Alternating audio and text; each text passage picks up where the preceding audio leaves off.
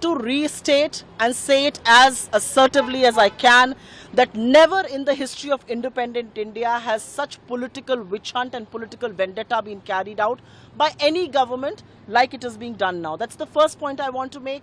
We stick to our stand that there was no wrongdoing whatsoever. On the aspect of the points made by our legal counsels, first up, this is the strangest of the strange cases because charges of money laundering are being made in a case where not a single asset, not a single property has transferred, not a single paisa has exchanged hands. Where is money laundering? The shareholders get no dividend, they get no bonuses, they get no salaries, they get no profits out of it. So where is the charge of money laundering when no money is being transferred? That's the first point.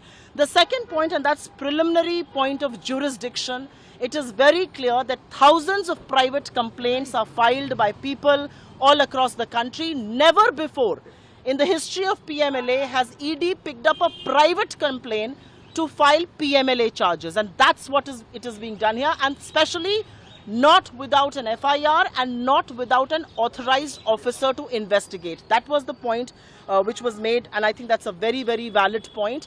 The first complaint was filed in 2013 by a private citizen very close to the BJP, also a member of parliament on the BJP's quota, Subramanian Swamy. Till 2021, ED found no wrongdoing, no money laundering, nothing whatsoever. And this whole thing is based on a private complaint by a private citizen close to the BJP.